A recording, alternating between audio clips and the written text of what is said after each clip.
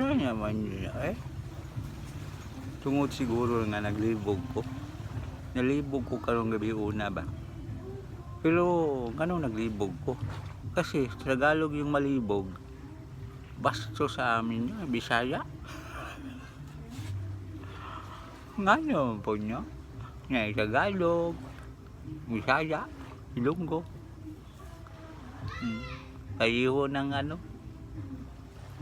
Kalautan, Kamunggay. Napagi dalunggan, English dalunggan. Nya ito dalunggan. Bisaya. Kamu nila? Grabe no? Karon ba?